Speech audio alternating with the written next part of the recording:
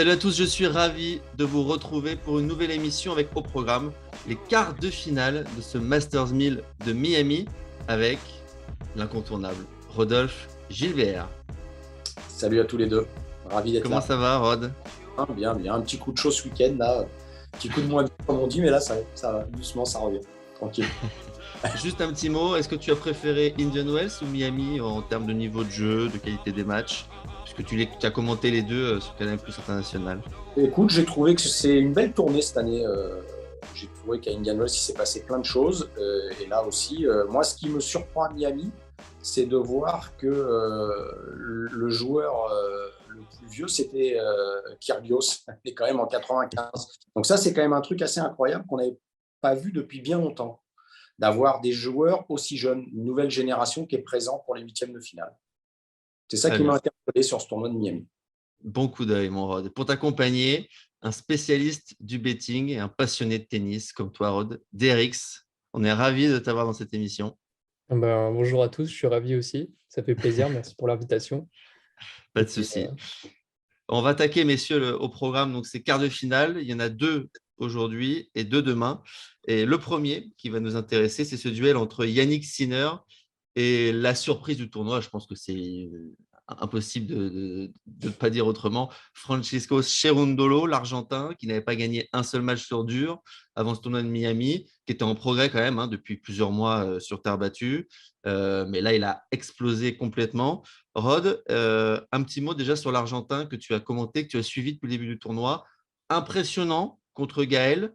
Euh, Comment tu l'as trouvé contre Tiafoe? Un petit peu en dessous, non? Ouais, c'était un match nerveux, j'ai trouvé. Tiafoe, qui pour moi était quand même favori, il y a eu beaucoup d'erreurs de sa part. Et Cerundolo, bah lui, ouais, il joue, il est sur son petit nuage. Ce qui est incroyable, ça doit être les discussions avec son coach, parce que c'est quand même un mec qui n'avait jamais gagné un match sur dur. Et là, tout d'un coup, il s'aperçoit qu'il peut être en quart de Masters 1000 sur cette surface. Donc, il y a beaucoup de choses pour lui qui vont se débloquer. Et je ne parle même pas du classement, de l'argent qu'il a gagné, puisqu'il gagne, là, je crois, déjà 170 000 dollars. Donc, pour un Oui, c'est joueur qui est, dans la tête, pour il un va joueur prendre qui une est centième, confiance c'est incroyable. énorme. Mais ça veut dire que dorénavant, il va modifier complètement son programme. C'est-à-dire qu'il ne jouera plus uniquement sur terre, mais il va pouvoir mixer. On le reverra sûrement cet été jouer sur dur dehors, comme il l'a fait là. Donc, il a pratiqué un tennis qui est loin d'être un tennis de terrien, même si voilà, son jeu de base, son identité reste quand même de faire tourner la balle, de jouer à droite, à gauche. On l'a vu être capable d'être ultra agressif, prendre la balle tôt, venir au filet. Et puis voilà, on sent qu'il prend son pied, il se bagarre, il est content d'être là. Et puis ben, voilà, il est en train de vivre gentiment un très joli rêve. Derrick, un petit mot sur l'Argentin. je suis d'accord avec ce que dit Rodolphe. C'est quand même assez surprenant de le voir performer sur dur. Je trouve que par rapport à son frère, c'est un peu plus logique de le voir réussir sur dur. Son frère, lui, avait déjà gagné des matchs. On avait pu le voir au Masters Next Gen, que qui pouvait avoir la main sur dur. Mais là, c'est vrai que Francesco est capable de prendre la balle super tôt. Et puis, il montre un profil. Enfin, je trouve que pour un joueur de terre, il a déjà un profil agressif. Et là, il le montre encore plus. Et contre Gaël, c'était vraiment impressionnant. Enfin, genre, je ne m'attendais pas du tout à ça. Et c'est vrai que on peut que admirer. Hein, parce que même si bon, il y a eu un tableau assez favorable, parce qu'il y a eu des blessures d'OPLK, etc. Pareil pour Tiafoe qui se blesse un petit peu, je pense. Mais c'est sûr que c'est assez impressionnant. Un mot, Rod, sur Yannick Sinner, un peu le miraculé, finaliste de ce tournoi. Et on peut dire qu'il s'accroche à sa finale avec 8 balles de match sauvées. Et finalement, son meilleur match, très clairement, c'était contre Kyrgios. Il a été impressionnant, l'Italien. Un petit mot, Rod, sur la performance de Sinner, qui a battu Kyrgios finalement très logiquement. Hein, le niveau de jeu était très haut. Moi, j'ai trouvé que c'était un premier set notamment qui était très très élevé en termes de niveau de jeu. Et comme souvent dans ces cas-là, après avoir eu deux matchs où il est passé vraiment tout proche, il a sauvé des balles de match, donc il était vraiment proche de la sortie, bah, il a comme eu comme un déclic. Voilà, il a joué complètement libéré. Et très honnêtement, moi, ça faisait bien longtemps que je n'avais pas vu Sinner jouer un tel niveau. Il a été impeccable dans la tête. Il a joué un tennis ultra agressif. Il il s'est pas mis en mode petit garçon face à Kyrgios. Au contraire, il lui a fait face moralement, mentalement, mais sans être agressif, en jouant un tennis agressif. Mais il a été nickel, il n'a pas dit un mot. Et pourtant, Dieu sait que cette rencontre a été perturbée en partie à cause de Kyrgios, qui a quand même bien pété les plombs, et notamment ses altercations répétées avec Carlos Bernardes. Il n'a pas bronché, Sinner. Et moi, j'avoue qu'il a fait pour moi un match quasi parfait. Juste avant de passer à Ruud Zverev, on va conclure avec toi, DRX. Sinner, impressionnant au service aussi. On l'avait vu contre Carreno, très fort dans les moments chauds. Il a remis ça contre Kyrgios avec une grosse qualité de service. Est-ce que tu le vois? Il est évidemment largement favori face à l'Argentin. Est-ce que tu le vois gagner ce match? Et c'est un pronostic qu'on a posé ce matin sur le site avec moins de 12,5 jeux, c'est-à-dire pas de 7-6 ou pas de 7-5. Qu'est-ce que tu penses de ça? Est-ce que c'est risqué par rapport au niveau de jeu des deux joueurs? Bah, pareil, ce matin en me levant, j'ai pris pareil en Ah moins de bah, 12,5 jeux. Je trouve ce qui va être déterminant dans ce match, je pense que c'est quand même que Francesco a quand même des lacunes au service. Je trouve qu'il manque cruellement de puissance et je pense que Sinner, en retour, ça va pas pardonner. On a vu que contre il a Carreno, très bien retourné. Ouais.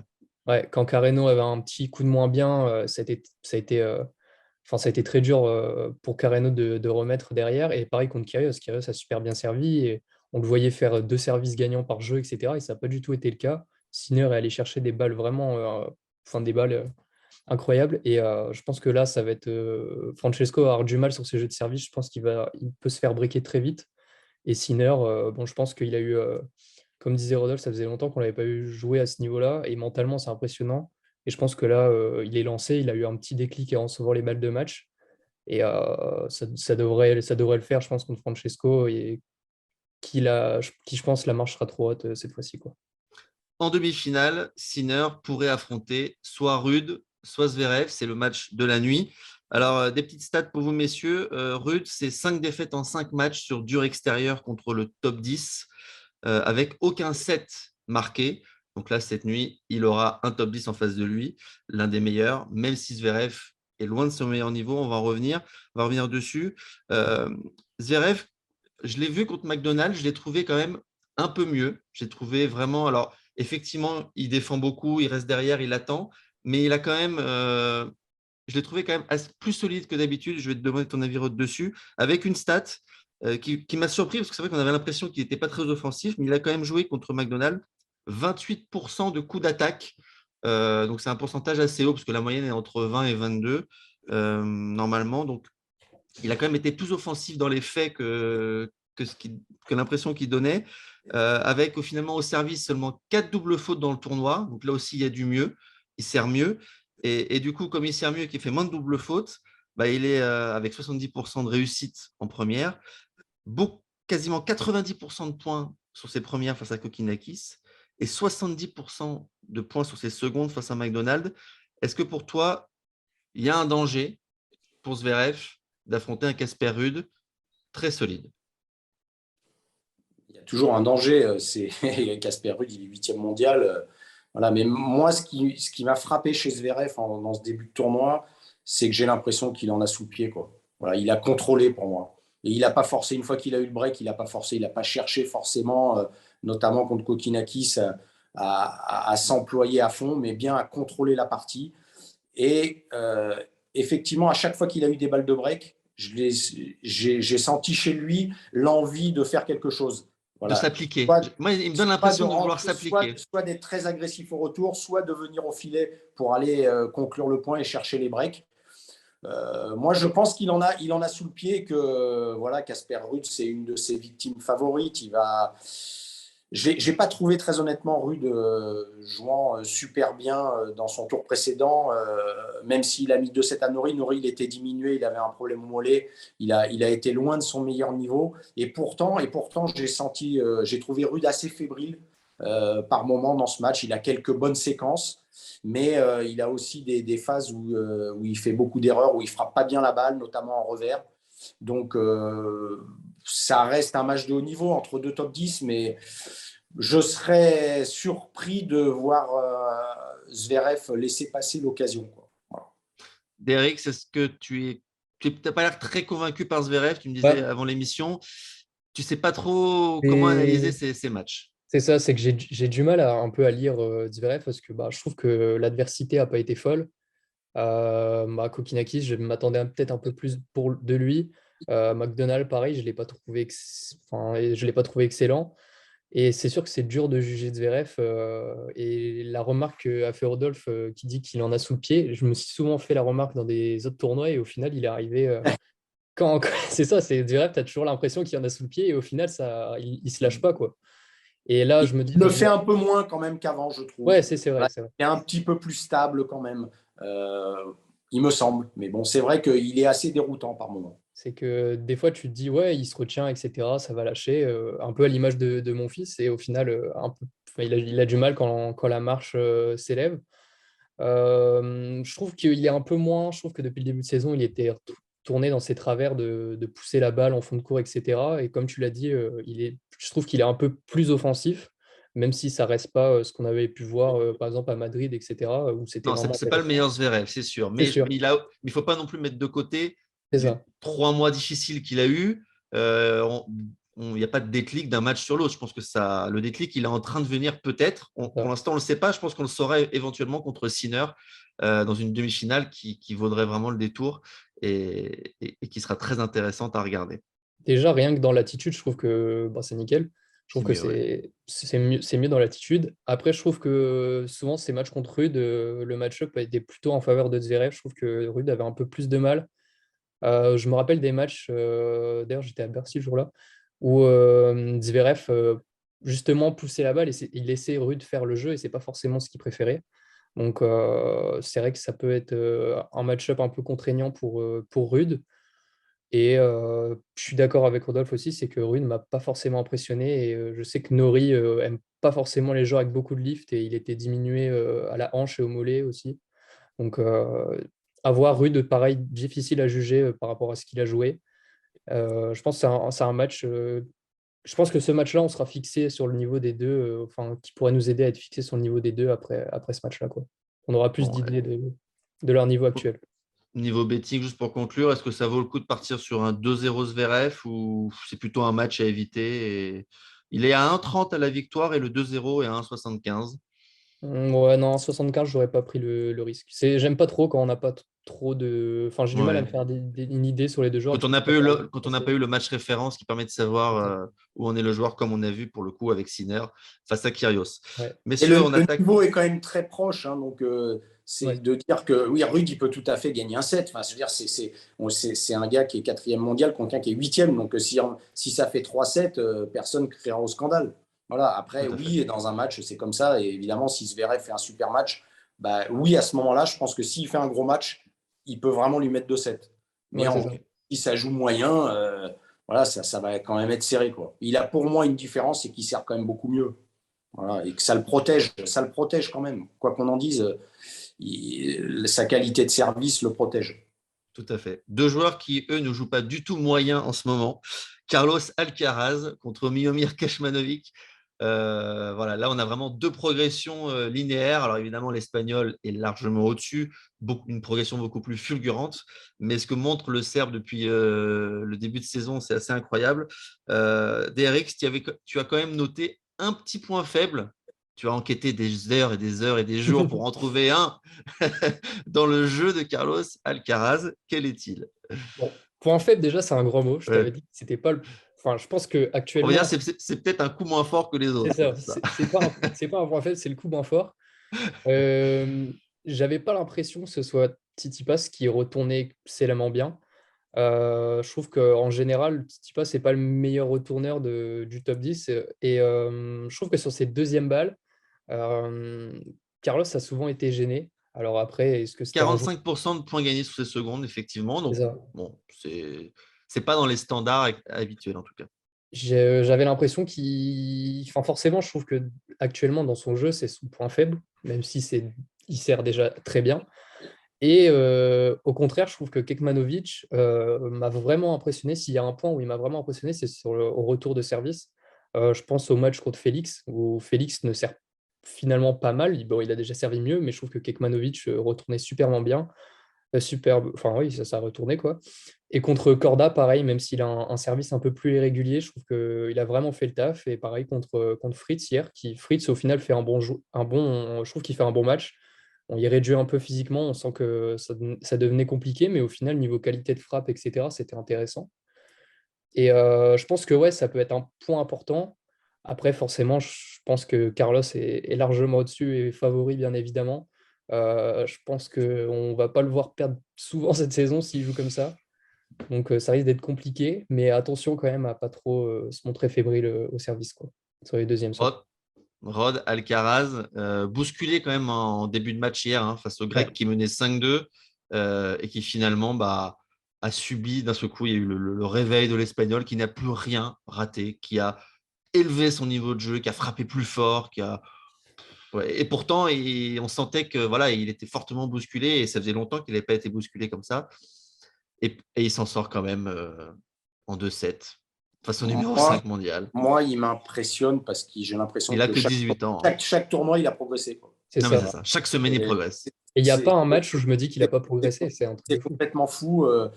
Et puis, il propose des tas de choses. Et c'est vrai, le service reste peut-être le point où il peut encore progresser. En tout cas, il a déjà fait d'énormes progrès, hein. Moi, je le répète tout le temps, mais je l'ai connu. Il avait 15 ans. C'était une allumette. On voyait qu'il frappait bien la balle, mais le service était quand même assez défaillant par rapport au reste. Il a énormément progressé. On voit qu'il est capable, hein, de claquer des bonnes premières. Par moment, il hésite un peu. Il fait des premières secondes. Peut-être que les choix ne sont pas toujours les plus appropriés. Et de ce point de vue-là, il peut encore s'améliorer. Mentalement, il est monstrueux. Dès qu'il perd un point, il est en profil Nadal, hein. C'est-à-dire, il peut avoir un petit moment, une petite seconde où il y a un peu de frustration, mais toc, ça se remet direct. Physiquement, c'est un avion de chasse. Et voilà, il a quand même une capacité à accélérer. Il est capable de venir au filet. De temps en temps, il plante un petit service volé. De temps en temps, un retour volé. Il fait des amortis. Il a une main de dingue. Et il ne faut pas oublier, malgré le fait que Tsitsipas, je le trouve pas à son meilleur, loin de là, même s'il ne fait pas un début de saison catastrophique. Il n'a pas gagné de titre. Je ne le trouve pas jouer le tennis, par exemple, qu'on lui avait vu sur terre battue il y a un an, un peu moins d'un an. Il est bien moins en confiance. Malgré tout, il joue quand même à un niveau top 10. Voilà. Et hier, même s'il a eu la main un petit peu sur le début de la rencontre, il a quand même pris 2-7. Et on s'aperçoit qu'Alcaraz, il en enquille, hein, il enquille des victoires, des joueurs différents. Il en bat de plus en plus.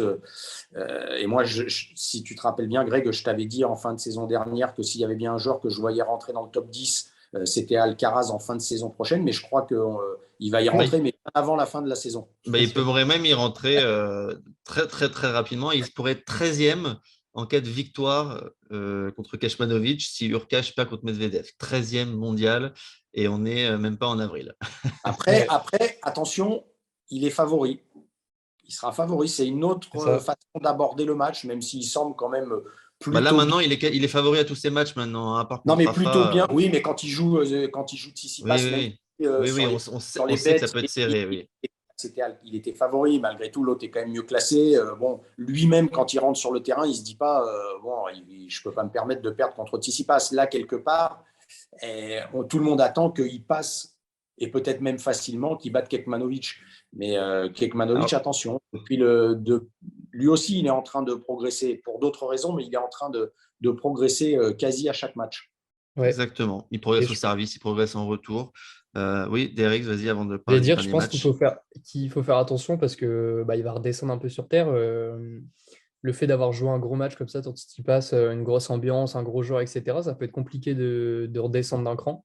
On l'avait pu le voir à Bercy quand il jouait Gaston, même si c'était pas pareil, ou même Murray à Indian Wells l'année passée. Quand il faut redescendre d'un cran, va falloir quand même gérer ça mentalement et ça risque de pas être facile de gérer la pression, quoi. Enfin, Ok. de Donc, confirmer. Il ne faut ok, pas donc, sous-estimer Kekmanovic, loin C'est de là, ça. parce qu'il joue un très très bon tennis, bien supérieur à ce niveau de 50e, qui est à peu près son classement actuel. En ce moment, il joue quand même beaucoup mieux, hein, le Serbe.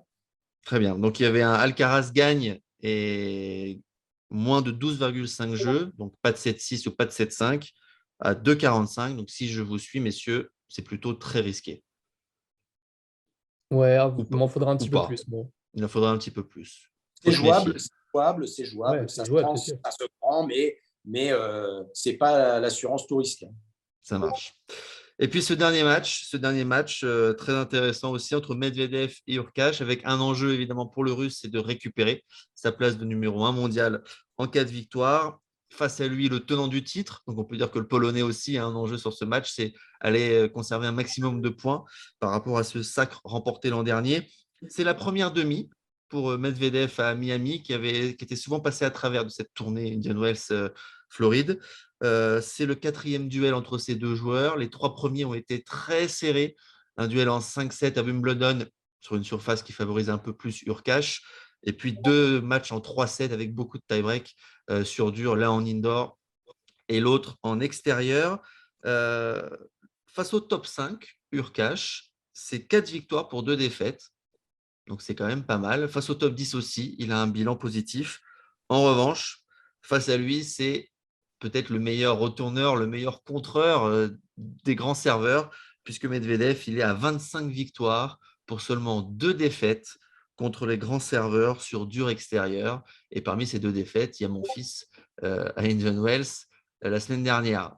Donc en gros, si on lit cette stat, on se rend compte que le Russe, il n'est pas gêné par les grands serveurs. Et alors, même si Hurkacz sert très, très, très, très, très, très bien, d'une manière générale et encore plus en ce moment, comment voyez-vous ce match, messieurs? Est-ce qu'on peut s'attendre encore à un duel serré? Je me dirige vers toi, DRX. Alors moi, je pense qu'on peut s'attendre à quelque chose de serré. Je pense déjà que au final, sur le papier, je pense que le match-up convient plutôt bien à Medvedev. Mais quand on regarde les rencontres, ça a toujours été très serré. Comme tu l'as dit, Wimbledon, c'est sûr que ça avantageait plus Hurkacz qui venait de battre Federer, qui était plein de confiance, etc. Et derrière, il me semble que c'était au Canada que se sont joués. Pareil, c'était un Toronto, match tout à fait. Ouais. où on attendait peut-être un peu moins Hurkacz, qui était moins en forme, mais au final, il a quand même accroché. Et là, sur une surface pareille, un peu plus lente, qui ne convient pas forcément à Medvedev, on l'a vu gêner hein, contre Brooksby et Indian Wells la semaine passée. Perso, j'ai plus tendance à partir sur des overs, sur du tie-break, etc. Au premier set. Je pense que Hurkacz, dans le jeu, je suis pas forcément. Je trouve qu'il monte en puissance par rapport au début du tournoi, mais je suis quand même pas satisfait par rapport à ce qu'il a pu montrer dernièrement. Oui, je suis C'est d'accord. Je le surtout, trouve un peu en dessous de son c'est meilleur ça, niveau, mais comme il sert beaucoup en mieux, service. Ah finalement, oui, c'est ça. ça lui permet de compenser un peu. Et je trouve qu'il sert même mieux que l'année passée à Ah oui, oui, Miami. oui, Donc, clairement. Il a augmenté ses stats. Ouais. dans le deuxième set contre Harris, même si Harris commençait à traîner la patte, je trouve que dans l'échange, c'était vraiment, quand il accélère, longue ligne, etc., c'était vraiment intéressant. Je trouve que pour avoir regardé tous ces matchs là sur le tournoi, je trouve qu'il est monté en puissance au fur et à mesure du tournoi, parce que c'était quand même brouillon les premiers matchs. Même contre Aslan, je trouve que c'est un match qu'il aurait pu perdre. Et au final, même sur les points importants, il avait son service, donc ça a été un atout. Et je pense que là, c'est pareil. Je pense que c'est un match qui pourrait être à tie-break, à over, etc. Et attention à Medvedev qui, je trouve qu'il dégage quand même moins de sérénité que ce qu'il a pu montrer auparavant, quoi. Je trouve qu'il est moins serein. Il est Rod, plus prenable. exact. Rod, est-ce qu'il y a eu un déclic chez le Russe au moment où Brooksby avait des balles de double break? Derrière, on a senti